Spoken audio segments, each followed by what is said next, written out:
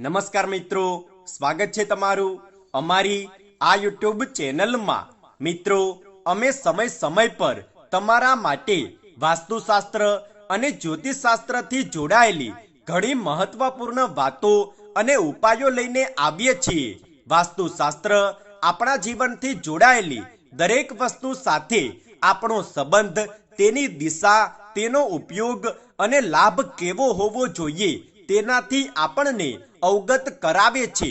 આપણા સાધારણ જીવનમાં ઉપયોગી થનારી વસ્તુઓ આપણને કયા પ્રકારનું નુકસાન પહોંચાડી શકે છે તે કોઈ નથી જાણતું। બની શકે છે કે આપણે કોઈ એવી ભૂલ કરી રહ્યા હોય જેનાથી આપણી સફળતામાં રૂકાવટ આવી રહી હોય અને આપણા બનતા કાર્યો બગડી જતા હોય। મિત્રો, આજે અમે તમને બતાવવાના છીએ કે સૂતા સમયે એવી કઈ વસ્તુ હોય છે જે તમારી પાસે કે તમારા માથાની નીચે એટલે કે તમારા તકિયાની નીચે ન રાખવી જોઈએ। મિત્રો, સૂતા સમયે આપણું શરીર કાર્યરહિત હોય છે। આ અવસ્થામાં આપણા શરીરના પંચ તત્વો આપણા માટે કાર્ય કરે છે। જો આ સમયે તમારા માથાની નીચે કે તમારી નજીક એવી વસ્તુઓ હોય કે જેનાથી નકારાત્મક ઉર્જાનો સંચાર થઈ રહ્યો હોય તો આ ઉર્જા તમારા શરીર અને તમારા જીવન બંને પર નકારાત્મક અસર પાડી શકે છે। આજે અમે તમને એ તો બતાવીશું કે કઈ વસ્તુઓ સૂતા સમયે તમારા માથાની નીચે ન રાખવી જોઈએ। સાથે જ અમે તમને બતાવીશું કે એવી કઈ વસ્તુ છે જે તમારી ઊંઘ અને સકારાત્મક ઉર્જા બંનેને વધારવામાં તમારી મદદ કરી શકે છે।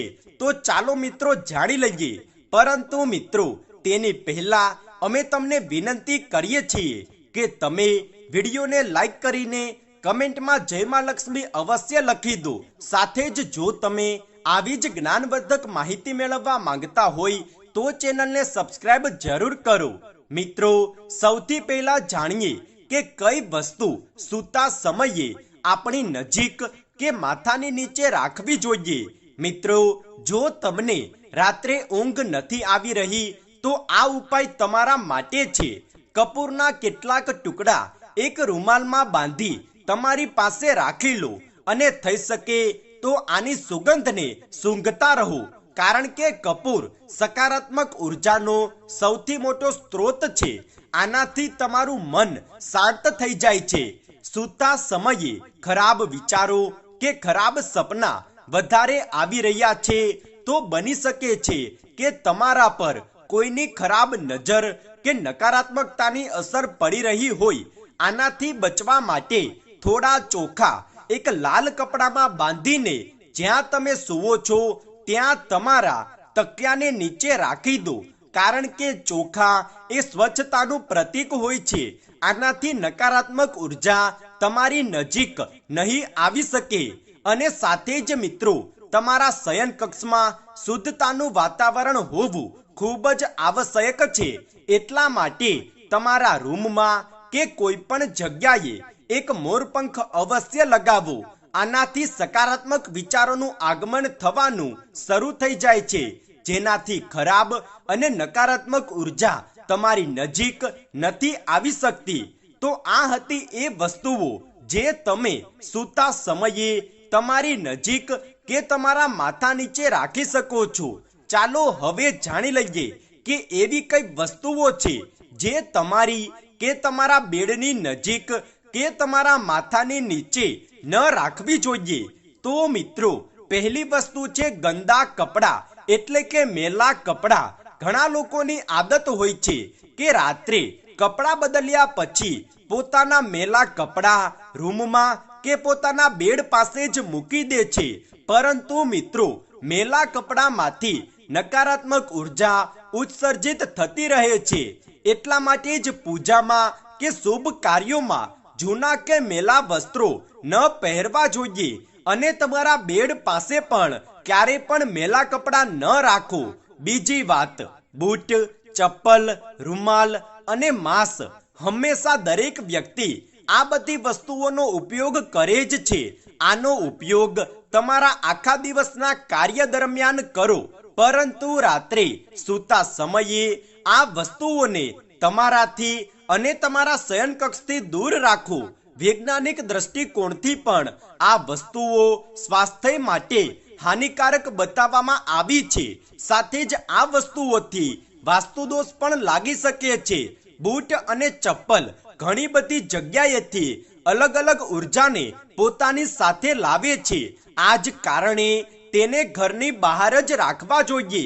ત્રીજી વાત, મીઠું, હળદર, કુમકુમ, તેલ અને સૂકા તુલસીના પાન આ કેટલીક એવી વસ્તુઓ છે જે તમે જો તમારા માથા નીચે રાખો છો તો તમારા જીવન પર આનો ઊંડો પ્રભાવ પડી શકે છે. આ વસ્તુઓ નજર ઉતારવા માટે અને પૂજા વિધિમાં કામ લાગનારી વસ્તુઓ છે, પરંતુ રાતના સમયે આ વસ્તુઓનો ઉપયોગ વર્જિત માનવામાં આવે છે. એટલા માટે ધ્યાન રાખો કે આમાંથી કોઈ પણ વસ્તુ તમારી પાસે ન રાખો.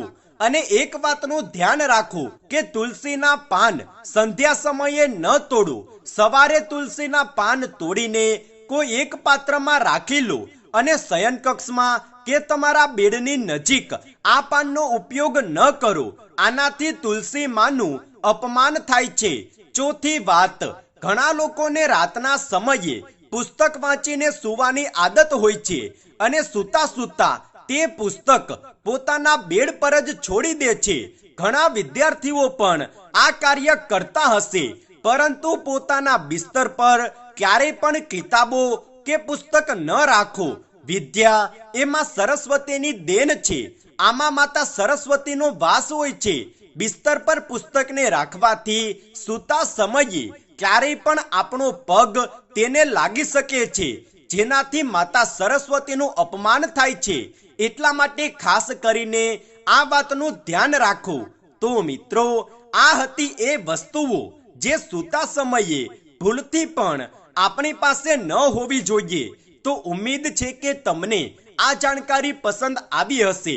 જો તમને આ વિડીયો પસંદ આવ્યો હોય તો વિડીયોને લાઈક કરો, શેર કરો, કમેન્ટમાં જય માં લક્ષ્મી અવશ્ય લખો. અને જો તમે અમારી ચેનલ પર નવા છો તો ચેનલને સબસ્ક્રાઇબ કરવાનું ના ભૂલો. ધન્યવાદ.